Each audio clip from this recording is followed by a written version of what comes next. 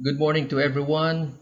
The title of our spiritual sharing this morning is The Parable of the Sower, which is recorded in Matthew chapter 13, 1 to 17. So I would call this an allegory of the human heart. So all will have the opportunity to hear God's word, but the word of God will have a different effect on people's heart. So the parable of the sower clearly reveals this truth.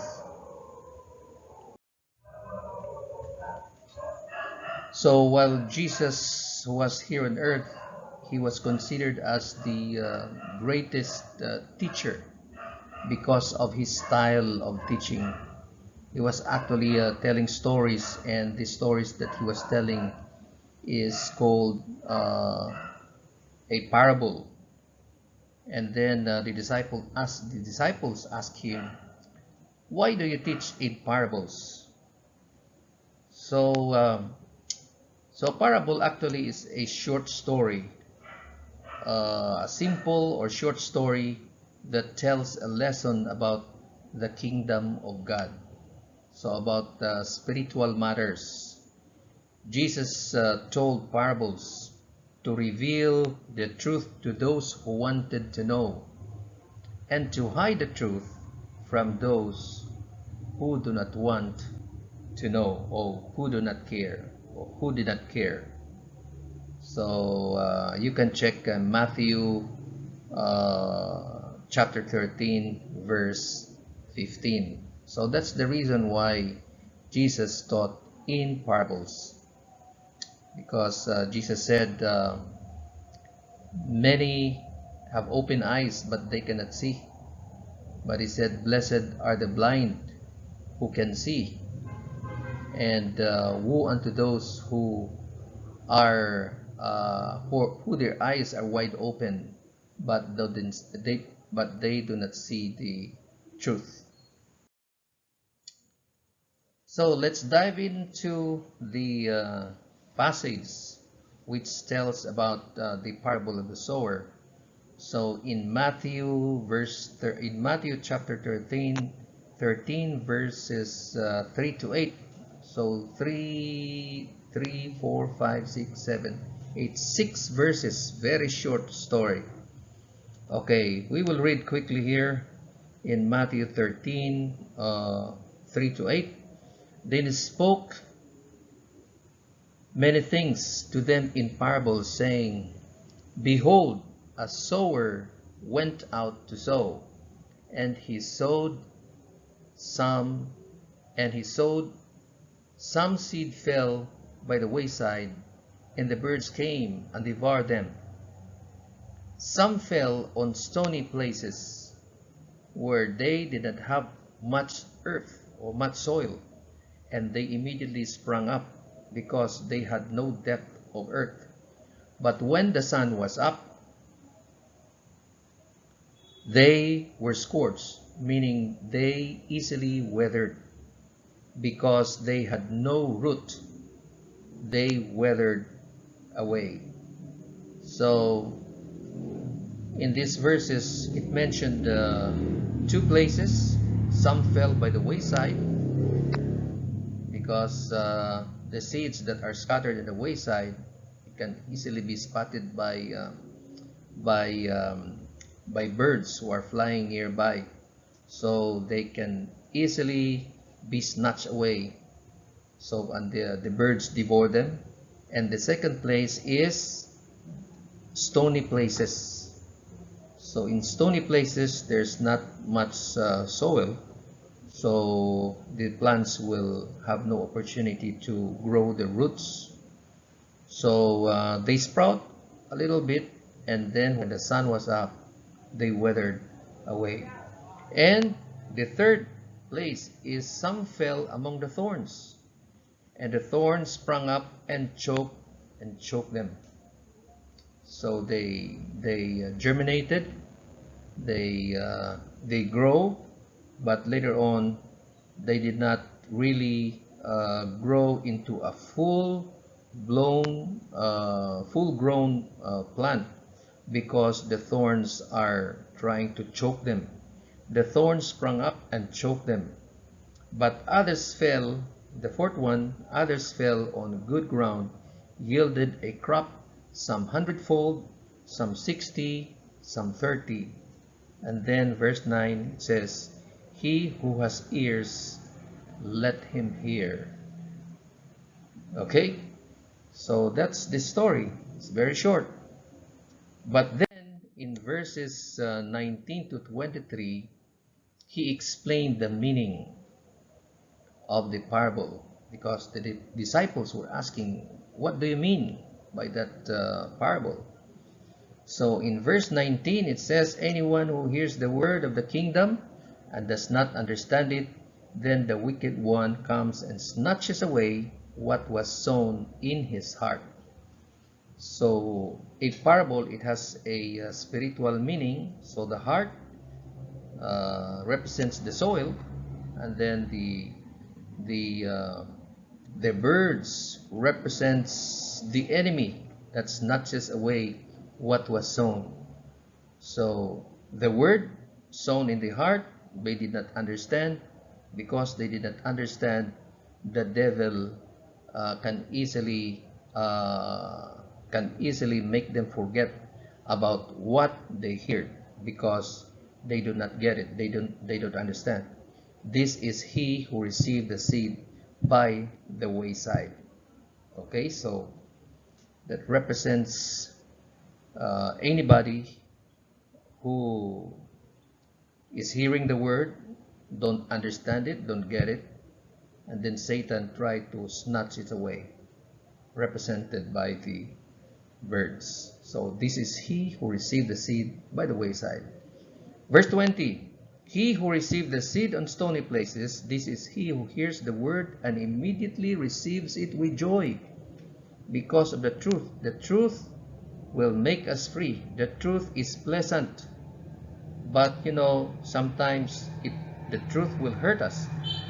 This is he who hears the word, immediately receives with joy, and yet he has no root in himself, but endures only for a while. For when the time of tribulation or testing or persecution comes or arises, because of the word, because of the truth that you embrace, sometimes people will not like you because of the truth that you're trying to embrace. Immediately he was offended or he stumbled, and later on forget about the word that was sown in the heart. So what is the reason?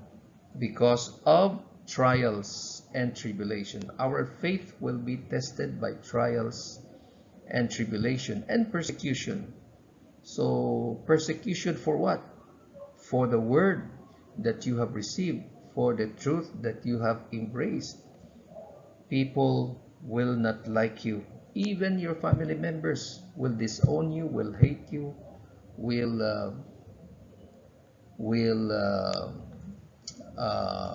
strip you of your inheritance.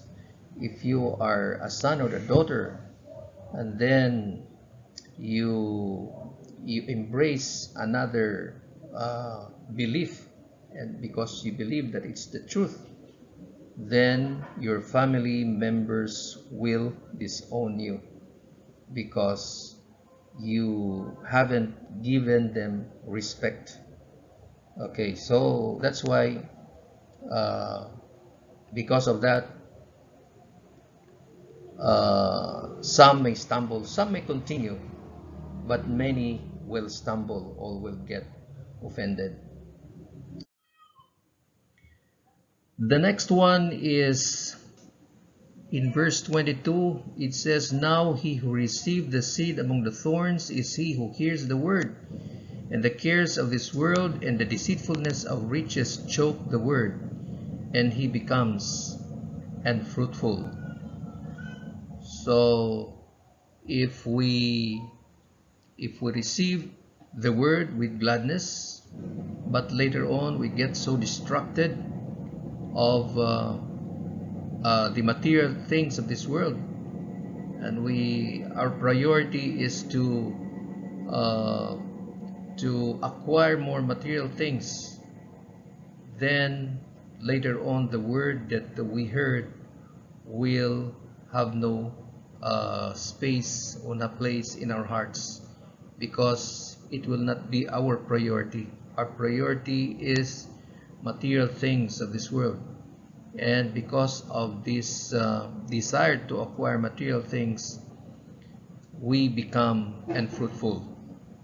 And the last one, he who received the seed on the good ground is he who hears the word and understands it, who indeed bears fruit and produces some 100-fold, some 60, some 30.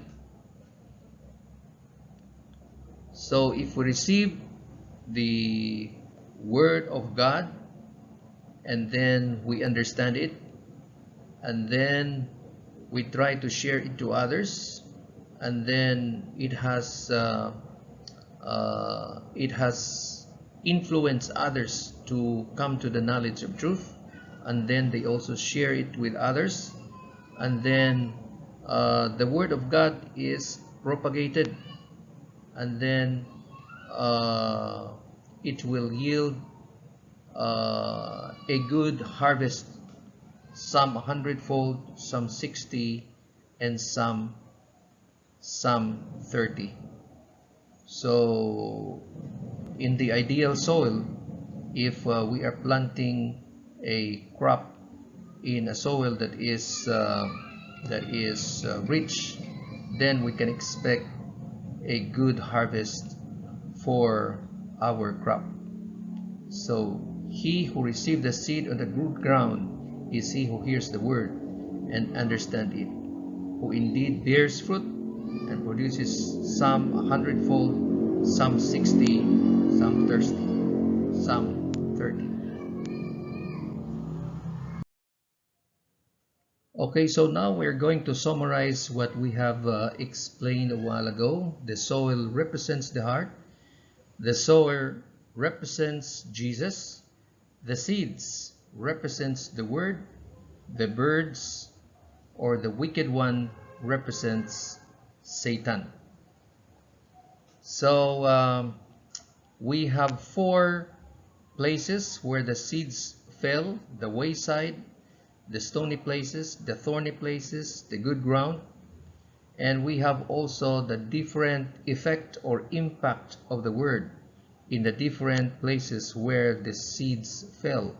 So in the wayside, they don't understand the word, and because they don't understand, it will not be deeply rooted in the heart, and the wicked one will take it away, represented by the birds. That is the fate of the word that's found in Matthew 13:19.